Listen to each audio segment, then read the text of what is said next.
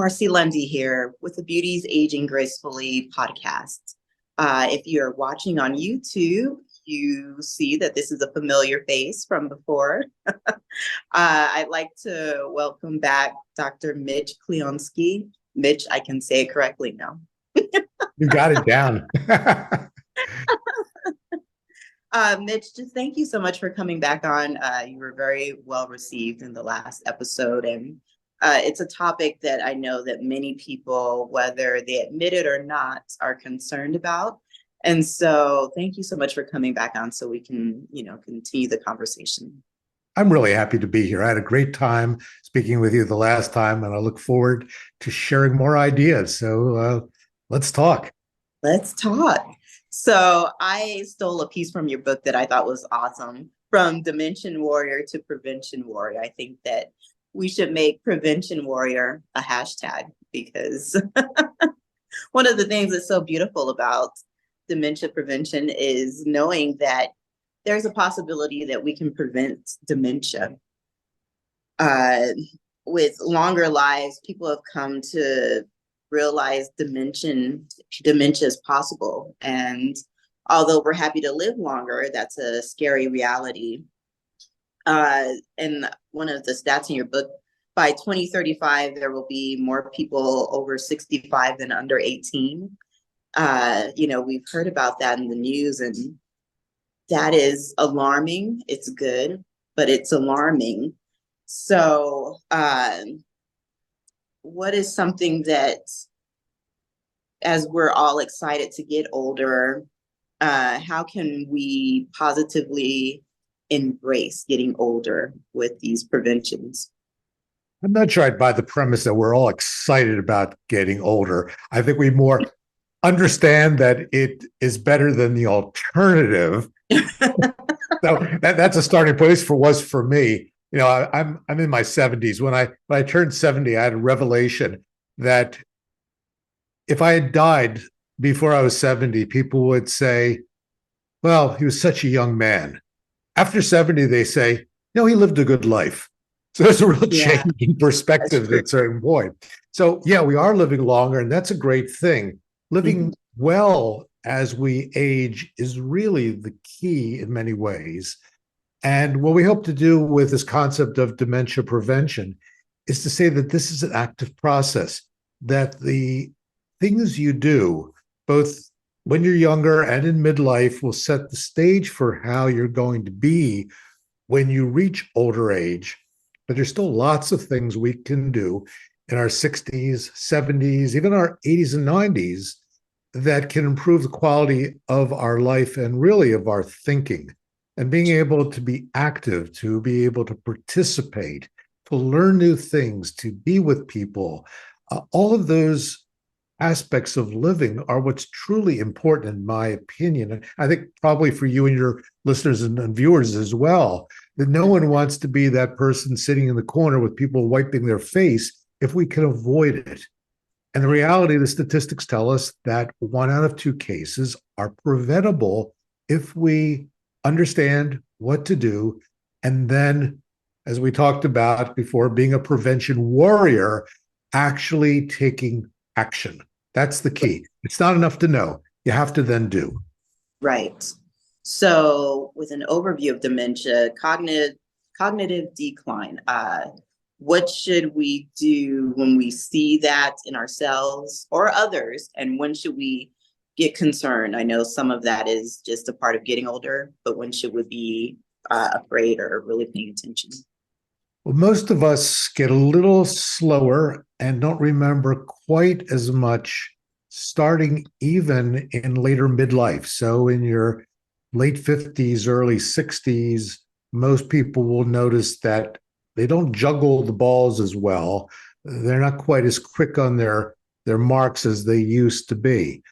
In terms of dementia prevention, you could have started 20 years earlier in many cases and taken inventory of what's going on with your health. One of the things we talked about in the book, and also that we have access to for free for people at our website, RainDoc, is that they can take a quick inventory, about 20 questions, that'll give them a good idea of where they're on target and where they're near target and where unfortunately they may be off target.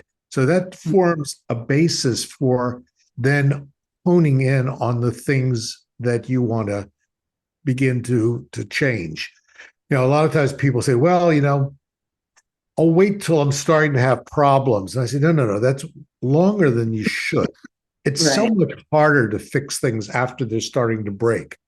It's so much easier to deal with them beforehand. So, for example, take a look at what's going on. This morning, I was writing a blurb about hypertension because there's huge numbers of people in this country who have high blood pressure. And yet we know that it's connected with a lot of different heart disease. We also now know it's connected with brain disease, that people who don't get their blood pressure down to target levels, which depending on which standards you're using today is about 120 to 130 over 70 to 80. Mm-hmm.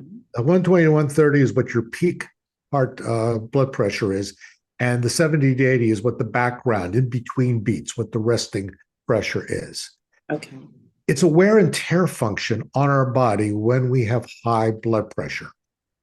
Typically, we've been to a doctor for this problem. The doctor, or at some other point, maybe the pharmacy, we've taken our blood pressure, so we know what it is. Mm-hmm. If it's higher than that, your doctor may be counseling you about lifestyle, exercise, weight control, avoiding certain foods that we know retain fluids. Salt, for example, is a known contributor there. Right. But they may also be telling you that it's a good idea to take a medication.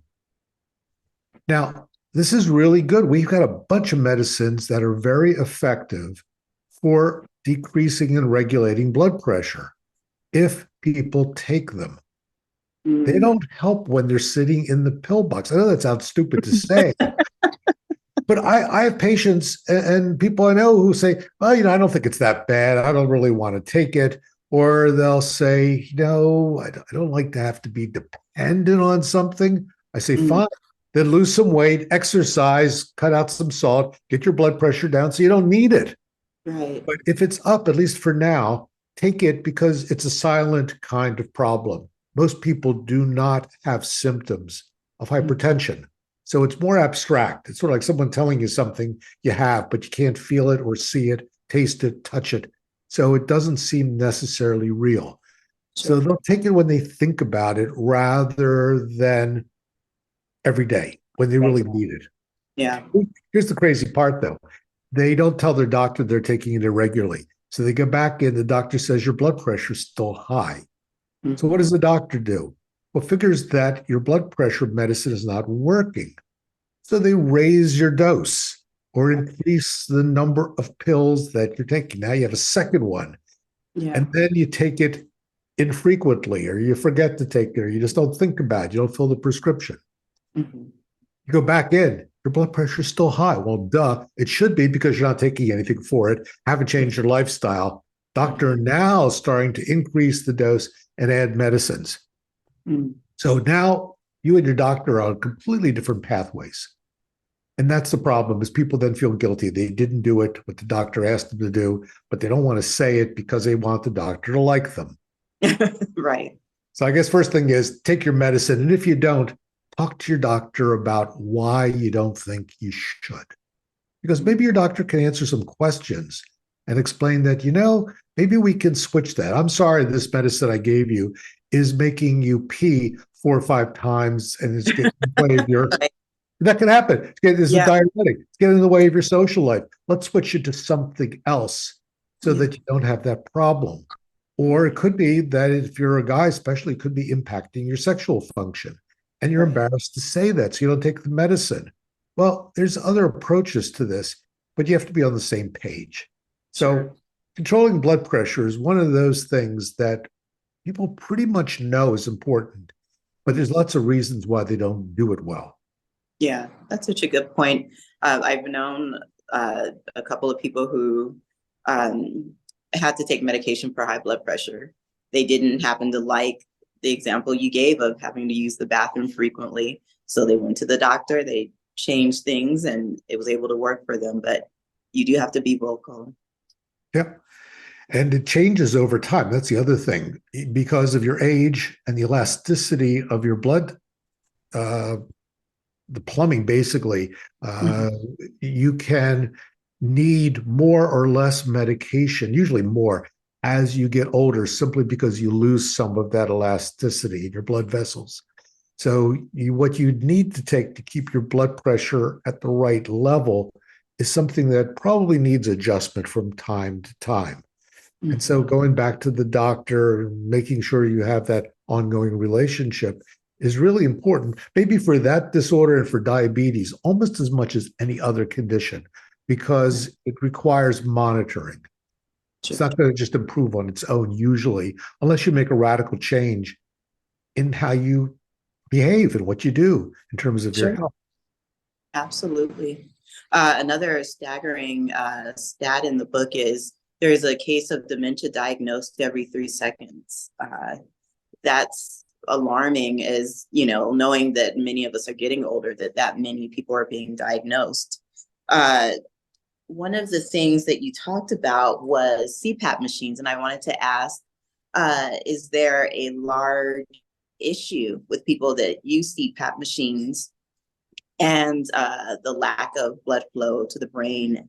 Is that a very common factor in causes for dementia? Sleep apnea, which is what CPAP is treating, is actually a very important and often underdiagnosed condition. Now, since we talked the last time, a very interesting study was published. This came out of a new consortium, a group of treatment centers, one of them being the Framingham Heart Study. All of these are centers that periodically enlist individuals from the community, regular folks, who come in, take a battery of tests, and then every several years come back and are followed, and allows us to get a good idea of what leads to what medically. So these 5 or 6 different centers decided that everyone that they enrolled was going to have a home sleep study. They were going to get a little device, put it over their finger, around their chest, depending on what device they used, and one night have a recording made of how many times per hour they stop breathing and how many times per hour their oxygen level dropped by 4% or more. Those two factors, the stop breathing, which is called an apnea, and the loss of oxygen, called a hypopnea, so an A and an H, makes this kind of statistic we call AHI, apnea hypopnea index. If that index is 5 times or more per hour, you then have a diagnosis of sleep apnea. It should be down in the 1 or 2 range. Occasionally, you should maybe have an episode where you're not breathing as well. But over the course of a night, you should not stop breathing 5 times or more per hour. Well, they took a look at 6,000 people drawn from the general population. The rate of sleep apnea over the age of 58 was 50%. Wow. Half of the people out there, generally just like us, have sleep apnea. Now, most of those cases were mild. The people only stopped breathing 5 to 15 times an hour. Rather than 15 to 30, which is moderate, or over 30, which is severe. But not inconsequential. Having mild sleep apnea will sap your energy, typically cause you to get up to go to the bathroom multiple times overnight. It's actually related to your breathing as much as anything else. Will cause you to have an increased risk of heart attack, stroke. If you're a man, an increased risk of erectile dysfunction, increased risk of gout, and an increased risk of dementia. So understanding that relationship and getting people tested.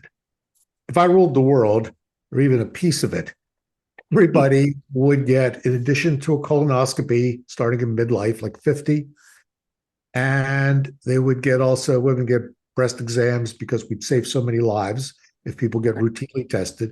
You'd get a sleep study every 5 years, just starting at the age of 50, because we could save all of those hospitalizations, or many of them, for strokes and heart attacks, not to mention the dementia risk. So Yes. air getting down to our lungs, which is what we're talking about while we're sleeping, translates into oxygen molecules attaching to red blood cells. It's those red blood cells that have to get up to our brain. And when we get an interruption in that, when the oxygen level drops, that's when we run into these kind of problems where we don't make energy molecules correctly, and we don't flush out the toxins of everyday living while we sleep. Turns out they build up during the day. We're now creating toxins in our brain. Right. Every night when we sleep, those get flushed out. It only works when there's enough oxygen. And the only way you get enough oxygen to your brain is when you get enough air down to your lungs. Right. It's one of the most underdiagnosed conditions, because if you get to be 70, your actual risk is about 70%. So this is, people say, you sent me for this sleep study. It was positive. How did you know? I said, Wow. it's like fishing in a well-stocked pond. There are so many, the odds are stacked that you're going to have this simply because of how old you are and the fact that you're coming to see me for a memory problem. So I know that there's a good likelihood. Now the question is, how can we persuade you to do something about it, to treat it, so that you don't have this problem if you treat it? So enough oxygen gets up to your brain every night, and you wake up feeling fresh and rested, and you're not falling asleep in the first act of the play. And you can think more creatively. That's the question that we face then, how to do that. Yes. I think that's such good information also, because there's so many people who aren't getting enough sleep and they just think, oh, I just went to bed too late, but there's other factors. And sometimes they've got bad sleep hygiene too. Sleep hygiene is one of those things that that people don't always talk about. But how many people do you know say, "Oh, I'm so tired, so I'll go to bed at 7 or 8 o'clock," Mm-hmm. but they're not really sleeping. They're setting up shop. You know, they got their TV on, they got their iPhone, they're looking at YouTube videos, they're calling their friends, they're playing games. They're doing all these kinds of things that really are keeping their brain alive and awake. And then they understand, can't I fall asleep? Well, part of the reason is that you've now trained your mind to think that going to bed is like going to the playground other than going to sleep. Right. Oh, geez. So suddenly you're telling your brain, okay, time to leave the playground. And like my 3-year-old granddaughter, it's like, no, I don't want to do that. I want to stay up. I'm having too much fun. Exactly. Oh gosh. So Mitch, is it correct that, they tell us, I think, to allow ourselves an hour of turning off the phone prior to going to bed so that we can begin to shut down and not be around the bright lights? Is that correct? Yeah, there's a couple of things I tell people who are having trouble falling asleep. One of them is don't go to sleep nearly as early as you're tempted to. Mm. Do a couple things before then. Early on, if you're prone to worrying and to have a lot of thoughts in your mind, because that's one of the major interferences for many people, I want you to sit down and make a list of all the things you're worried about and all the things you have to do the next day. Yeah. And the reason you want to write it down is you want to put it someplace other than up here, so you don't have to keep it active by rehearsing it. And so we have to make a list, and then take that list and put it someplace that they don't need to look at it till the next day. One of my patients said she puts it in the freezer because she wants to put it on ice. I thought it was a nice metaphor. So you want to put your thoughts, your worries somewhere. And then you want to spend about that hour winding down. You can watch TV if it's enough of a distance. What you don't want is the blue light being emitted by the device to go through your eyes and then hit this area in the middle part of your brain called the pineal gland, which tells you, is it morning or night? Is it the days longer or shorter? You want to not stimulate those areas. So reading a book, reading a magazine is fine. Doing things which you don't want to be challenging yourself. You don't want to exercise. You want to avoid stimulants like caffeine. Even chocolate contains caffeine. I know it's harsh reality, but it does. All right. And get yourself prepared to let go of the day. Okay. Because as insomniacs will tell you, and everyone sort of knows at some level, you can't really force yourself to go to sleep. True. You have to allow yourself to go to sleep. Yeah. Yeah. It's hard to force yourself.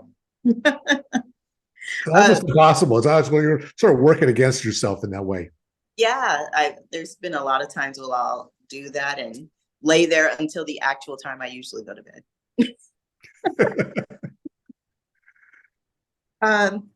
Mitch, if you could tell the Beauties Aging Gracefully audience about the acronym MOST. So the MOST is a test called the Memory Orientation Screening Test that my wife, Emily Clionsky, MD, and I developed, and has been used by some major corporations, and also through an iPad. People can use this in home health settings and assisted livings. Basically, it's a 5-minute test of cognition, of thinking. It has 4 parts to it. Okay. We ask people to remember 3 words. We ask them 6 questions dealing with, what day is it? What year is it? Those kinds of orientation factors, sort of my keeping track of life, keeping track of what season, what's the hour of the day right now. We have them also try to memorize a series of 12 designs, because we want to then, these are objects in their house, things like the refrigerator and a broom and things that they could find in anybody's house. And then there's a final thing, which is a clock drawing, because it turns out that the ability, it's this funny thing, the ability to organize a clock face and to use hands to show time turns out to be a pretty sensitive measure of organization, planning, and thinking. We combine these into a scale because there's a scoring system that goes with this. And that is a very accurate measure done in a very short time of where somebody is from normal down through levels of difficulty, including dementia. Okay. We developed this to try to take 3.5 hours of cognitive testing and sort of distill it down into a 5-minute test that your nurse practitioner, your physician, your PA could do when you went in for an annual wellness visit. So it's a way of just saying, let's take a measure. Let's start, even though you have no complaints, let's just see where you are right now. You don't need to do anything, because we're going to follow you every year. And that way, if there's beginning to be a change, we know how much of a change is a real change on this test. We'll be able to start looking at this more closely, get some other tests, start doing things if you begin to slip. Okay. Very good. Thank you. And can we talk a little bit about MCI, mild cognitive impairment? I thought it was interesting you said that doesn't always become dementia. So even if we're concerned, if we see that we have a couple of delays or we're getting more than normal, even if it may not be dementia, we should still take the same steps as if it is. Would you say that? Yes, yeah. Think about the world in sort of 3 layers. Top layer is normal cognitive ability for your age. Okay. And that age part's important because it does change over time.